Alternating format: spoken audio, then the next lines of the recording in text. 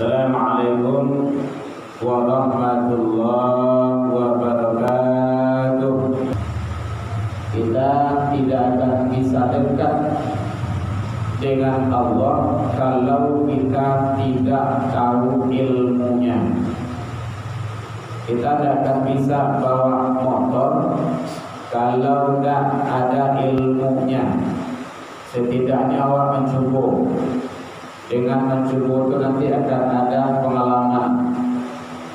Jadi kalau ingin dekat kepada Allah, ya coba cari ilmunya, tambah ilmunya. Wala taqfu ma laysa laka bihi ilm. Janganlah kamu mengikuti sesuatu itu yang kamu tidak ada ilmu, pengetahuan tentangnya. Berarti untuk mendekat kepada Allah tentu butuh ilmu. Ilmu apa? Ilmu ma'rifatullah, mengenal Allah Subhanahu wa ta'ala. Kemarin kita sudah masuk kepada tingkatan yang pertama, cara mendekatkan diri kepada Allah. Ini dalam kategori tahalli, mengisi. Yang tahalli sudah selesai. Tahalli itu adalah membersihkan. Kemudian tahalli sekarang mengisi. Dengan apa? Dengan hal-hal yang akan mendekatkan diri kita kepada Allah Subhanahu wa ta'ala. Itu sudah kita kupas kemarin. Perbaikan akhlak, kemudian sinari dengan sifat-sifat terpuji. Ada 10 macam tingkatannya kemarin. Kemudian termasuk dekatkan diri kepada Allah. Tahapan pertama adalah melalui tahapan tingkatan syariat. Itu yang kita kupas kemarin. Ternyata syariat itu sangat penting dan sangat perlu sekali. Nah, inilah yang disyariatkan oleh Allah, ajaran-ajaran agama, aturan-aturan Islam, maka wajib umat Islam itu mengikutinya. Bapak Ibu hadirin kaum muslimin, ini yang dijelaskan Allah, likulli ja'alna minkum syir'atun. Bagi tiap-tiap umat telah ada syariat yang mengaturnya, wa minhaja, dan jalan untuk mengikutinya. Jadi syariat Islam itu adalah datang dari Allah, diikuti oleh umat. Nah, jangan sampai tidak awak ikuti, rugi sangat awak, karena sudah diberikan oleh Allah. Allah menciptakan alam, baik alam yang nyata ataupun yang tidak nyata. Kemudian diciptakan manusia termasuk, diutus salah seorang penerang. Itulah baginda Rasul. Bukan hanya diutus seorang Rasul, tetapi Rasul itu diberi risalah. Itulah risalah yang namanya Al-Quran. Al-Quran itu kalam Allah, perkataan Allah melalui malaikat Jibril kepada Nabi besar Muhammad sallallahu alaihi wasallam untuk diamalkan oleh manusia. Bukan umat Islam saja, seluruh manusia. Nah, kalau seluruh manusia ikut mengamalkan ajaran Al-Quran itu, maka dia akan selamat. Makanya judulnya Al-Quran itu adalah Zalikal Kitab La Raiba Fi Hudan Lil Muttaqin, bagi orang-orang yang bertakwa. Dalam ayat yang lain, Al-Quran itu adalah Hudan Linnas, petunjuk bagi manusia. Manusia itu umum itu. Jadi bukan hanya orang yang beriman. Orang-orang Yahudi, Nasrani, kalau dia mengambil pedoman ke Al-Quran, dia akan mendapat petunjuk. Nah, begitu jalurnya. Bapak Ibu hadirin kaum muslimin rahimakumullah, Kemudian kemarin masalah syariat itu ada dua kategori di sana, amar ma'ruf nahi mungkar, menyuruh kepada kebaikan, mencegah dari kemungkaran. Yang ma'ruf itu dalam tataran syariat, tinjauan syariat, pandangan agama, ada fardu atau wajib, itu sama itu sunnah, dan mubah itu dalam kategori ilmu syariat. Sementara yang mungkar itu, yang terlarang itu, yang tidak baik itu haram dan makruh. Kemarin sudah kita kasih contoh itu. Yang haram itu seperti apa? Sesuatu yang sudah dilarang berarti jangan dikerjakan, baik minuman, baik makanan, baik perkataan, perbuatan, dan dalam segi apa saja. Kalau sudah ada label haramnya dari Allah, itu tidak boleh. Jadi bukan hanya dari MUI halal dan haram itu, tetapi sudah merujuk kepada aturan Allah dan Rasul. Bapak Ibu hadirin kaum muslimin rahimakumullah. Ada yang kawan tanya, Bu, boleh? Untuk melaksanakan syariat itu, itulah jalannya yang namanya thariqah atau thariqat. Nah, gitu. Sampai situ pada aku. Jadi, kenapa yang tadi disampaikan mereview ulang supaya udah hilang, jadi nyambung dia. Untuk menjalankan syariat itu, silakan ibu-ibu diminum hidangan yang sudah dihidangkan ala kadarnya. Apa?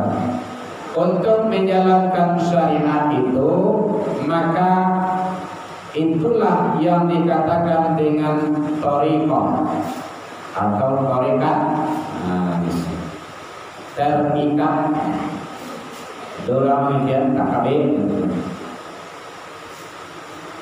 Bapak Ibu hadirin kaum muslimin, oke Bu, bisa dilanjutkan? Ya, sambil konsentrasi. Ya. Silakan diminum. Syukran Ustaz.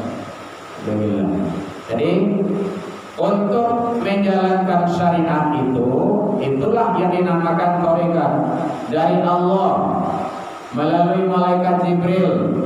Atau thariqat nama itu kepada Nabi dan Rasul. Karena Allah dah langsung ke awak dah. Jibril dah langsung ke awak dah. Adakah orang yang mengaku pernah bertemu dengan Jibril? Ada. Itulah nabi-nabi palsu itu. Di Jakarta tuh yang muncul tuh. Dulu Lia Edan apa? Lia Eden. Nah gitu.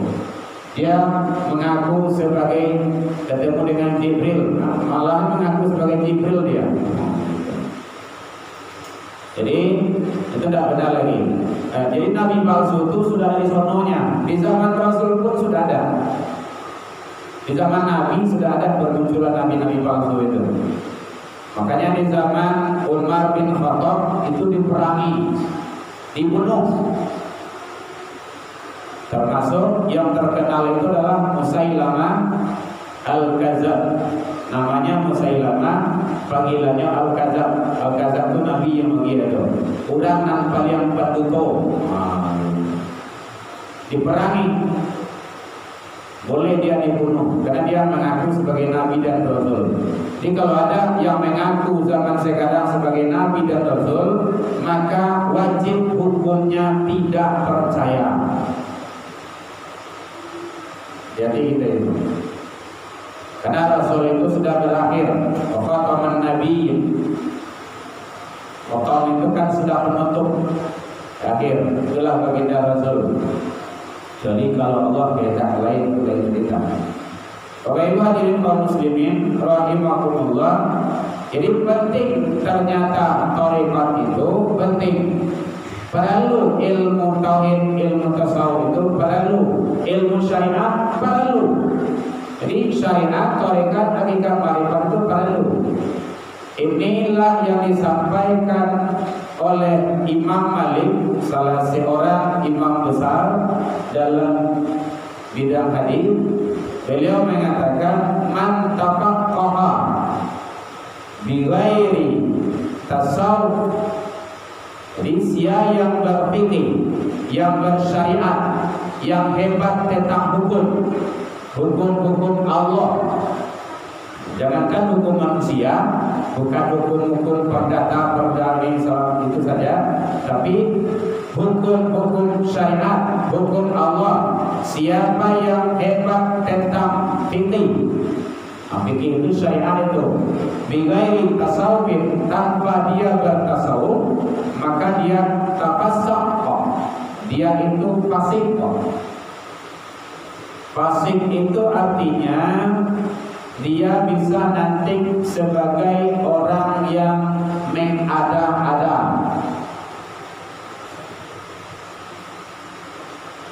Kemudian yang kedua, waman tasawufin.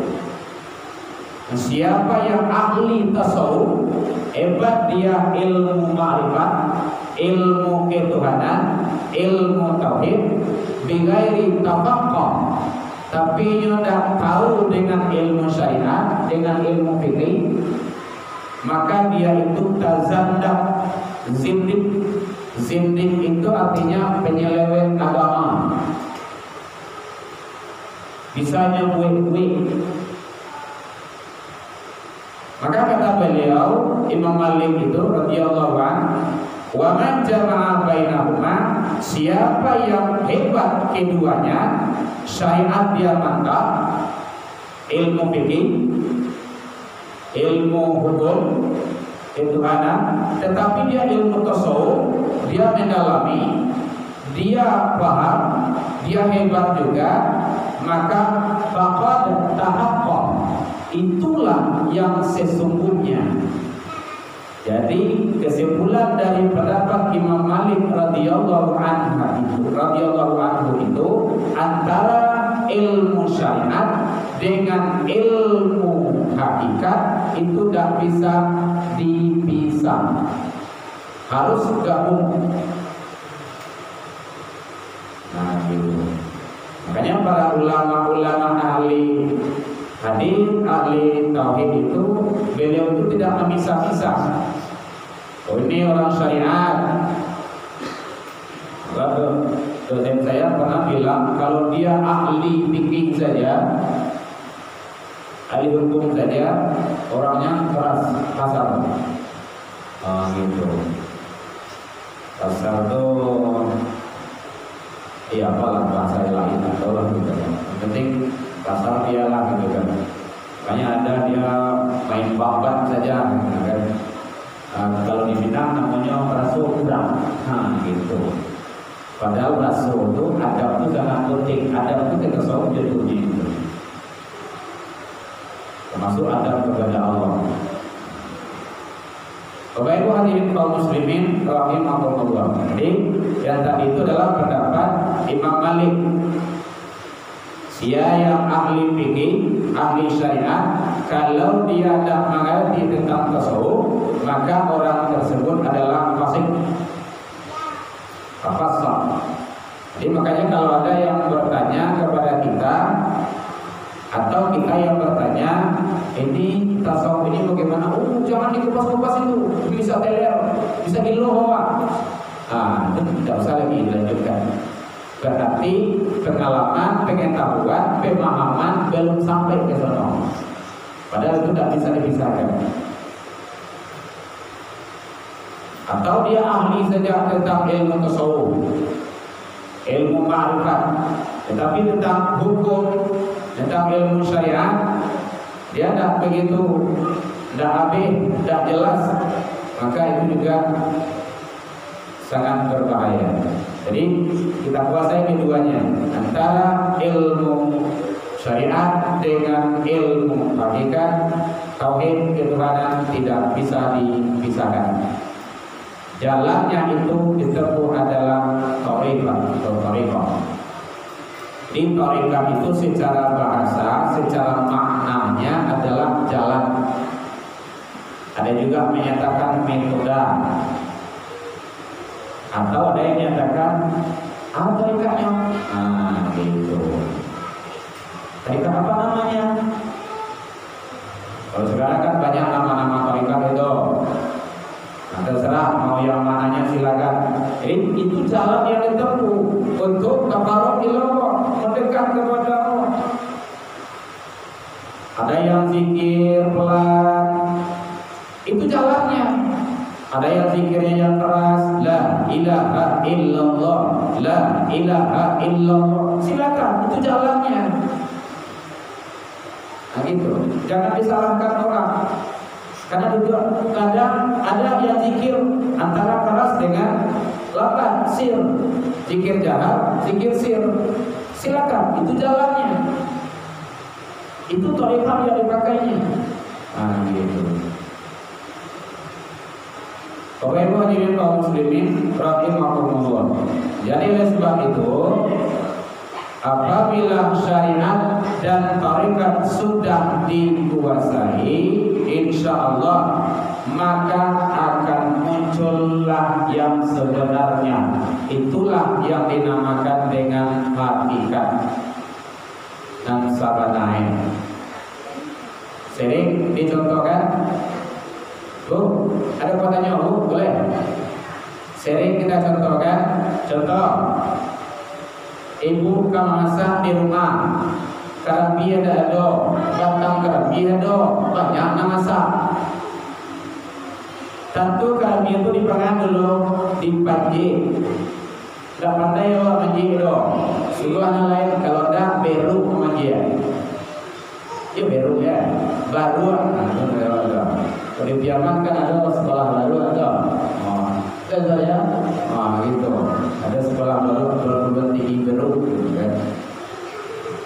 Terus setelah turun kerabi itu lah bisa dipakai. Belum, dikubah dulu.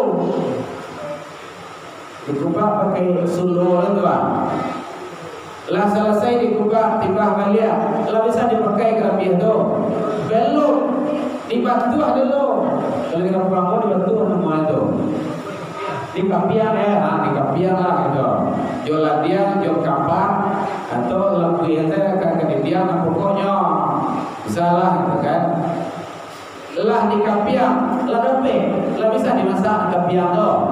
Belum, dipangan dulu, dikukur dulu, itu. Gini adalah mesin pengukur gini kok. Kalau dulu pakai lukisan, nah gitu. Panjang tahap yang dilalui itu. Ala dikumpul itu, lah bisa dipakai. Belum, lah dapat santannya itu. Belum, nah kawan cari kan santan. Dipangan dulu, dikarumeh dulu. Ini dikarumeh dulu ya. Diperas, itu bahasa kerennya diperas lah gitu. Iya meh, kalau di kampung-kampung nama itu dikarumeh lah gitu kan. Lah dapat itu, belum, disariang dulu. Ternyata panjang perjalanannya. Perjalanan itu thariqat itu untuk mencari nafsawana hakikat. Jadi ibadah itu dijalani. Dan namun bin salabil langsung salabin musuh salugo. Tidak ada usaha. Rabbana atina fid dunya hasanah wa fil akhirati hasanah wa qina azabannar. Tidak bisa didapat itu kalau tidak ada usaha. Usaha itu mulai dari syariat sampai kepada thariqat untuk mencari hakikat nafsabanah. Nikmati zikir itu la ilaha illallah. Dan cukup di situ saja ada Bapak-Ibu. Kalau di situ Ustaz awal sakit pun ada zikirnya. Alakui dewa di rumah mungkin dalam tahajud, mungkin dalam sholat malam di rumah. Kalau usia awal, kau dah ada bukan tutup bermain-main loh. Matahari gini kau, tetap kau tapi, kau kelas tak kerana dikira kau baru tapi matahari itu lah condong gini kau. Memang kematian itu kita dah tahu. Dan kita mati dan keluar karena mati juga gitu. Tapi yang jelas secara sunatullah hukum alamnya awak dan tua pun ada dulu dari segi umumnya. Jelas masalah kematian kita tidak tahu. Nah, kita persiapkan itu, nikmati. Jadi zikir itu nikmati. La ilaha illallah. La ilaha dari qalbu, bukan hanya di kerongkongan. Sekali lagi hadirin jamaah, bukan hanya di kerongkongan. Kalau bahasa Papua namanya meresap, namanya meresep, namanya tua. Maka kalau zikir sudah menjadi darah daging itu, tidak ada lagi itu. La ilaha illallah, la ilaha illallah, la ilaha illallah, la ilaha illallah. Nikmat. Tidak sekali, dua kali, tidak 10, 20 atau katsiro. Ya ayyuhalladzina amanu dzkurullaha dzikran katsira. Hai orang yang beriman, zikirlah ke Allah, zikir yang sebanyak-banyaknya. Itu tidak ada batas itu. Bukrata wa asila qiyama wa qu'uda wa ala junubihim. Pagi dan petang, sambil tagak, sambil berdiri, sambil berduduk, sambil berbaring. La ilaha illallah. Jadi kalau dalam majelis zikir kita seperti itu. Kalau zikir pertama itu memang gak lambe sedang sama aja memfoto. Kalau mau pertama itu kan tinggi satu itu lambe dari itu. Nah gitu. Jangan langsung dia kok abang atau betul. Tapi tinggi satu dulu. La ilaha illallah. Nikmati itu dulu. Gak 10, 20, gak 1, 200. Itu masuk ibu. La ilaha illallah. La dari kalbu nya beda itu. Jadi mau la ilaha illallah bukan di kerongkongan, dari dalam. Nah, kalau guru mengamanahkan ditarik dari bawah pusat.